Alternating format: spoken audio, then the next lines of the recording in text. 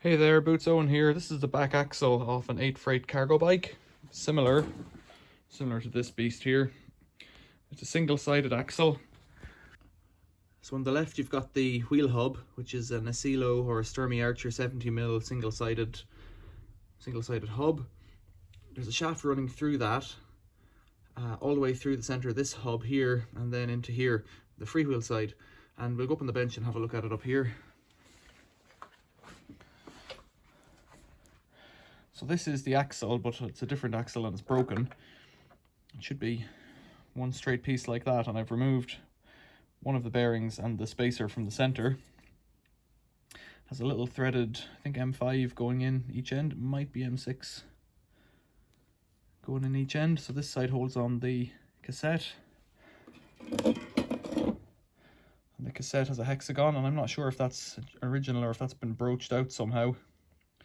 And I don't know how badly that one's worn either. And that's just the free hub in the center of the cassette.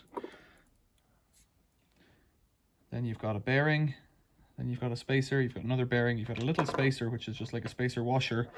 Then the wheel goes on here, and here's the wheel off this bike. So that's the brake side, and so that would slide onto the shaft like that. And on the far side of that is hexagonal. Not for all of it, only for about, what would it be, 12mm, 14mm. And you can see that glue around the outside. That center piece is bonded into the wheel. So you wouldn't normally have that plug in the center. I think all of that piece in the center there, I think all of this right down as far as here, as far as my fingernail tip, about first 10mm, I think that is all a plug bonded in to fill the center so that the wheel spins on one side of the axle.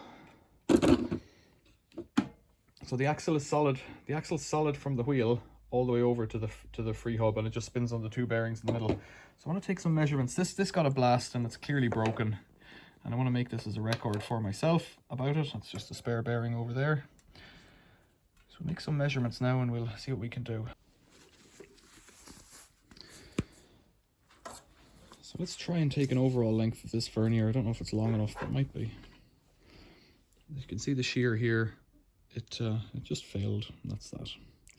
Not much to do with it, to do about it. I don't think there's any point in welding it. I think it just is what it is. So if I just line it up like that, we should get a measurement off that. So it's about bang on 120mm long. I can't be very precise because of the broken bit there. It's deformed, but I would say it's 120mm long. And so on the right hand side, as you ride the bicycle, the hexagon is 24mm long.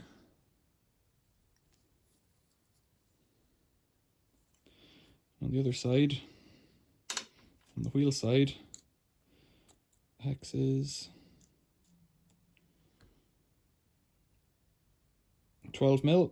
I'm going to say these are, round numbers because I don't know why you'd design it any other way. These guys are kind of free to float the whole way through, these bearings. So this spacer, and I think this one's thinner than the one on my other bike, that's 1mm thick. I think it's aluminium as well, that spacer. The bearings are 16,002.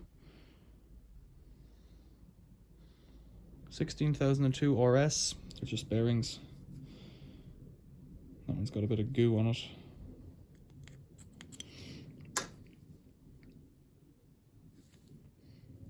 There's a bit of a scratch mark on the center of the shaft there. Don't know what that's about. I'll try and dismantle this then.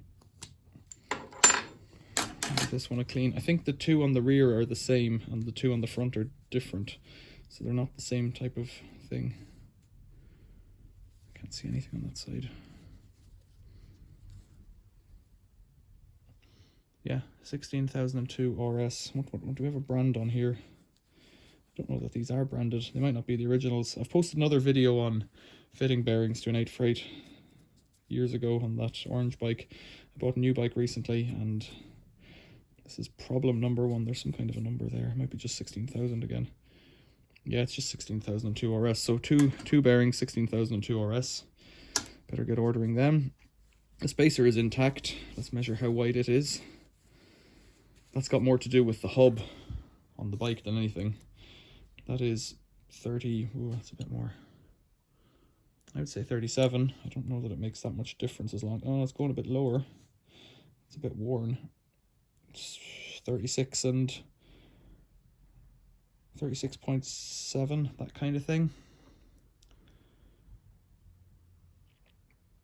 I would say it's 37, 36.7. So what did we say that was? 12 mil? 12 mil, 120 overall, and then so the straight section in the center, 83. Hopefully those numbers all add up. The straight section's 83. And this piece was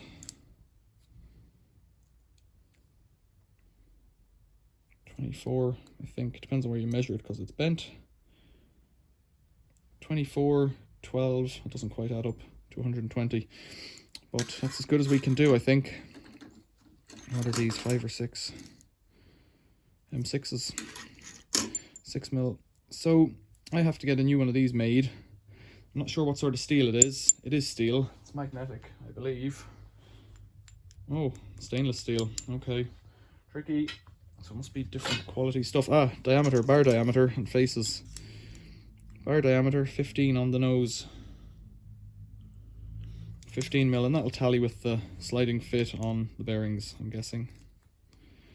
Spec, yeah, I'm not going to make a great internal measurement with this caliper because it's a bit damaged.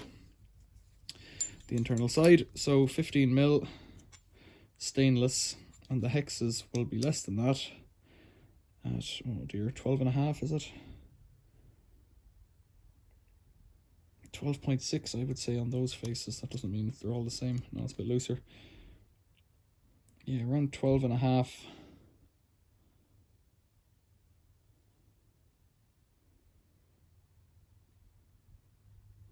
No, that doesn't look right.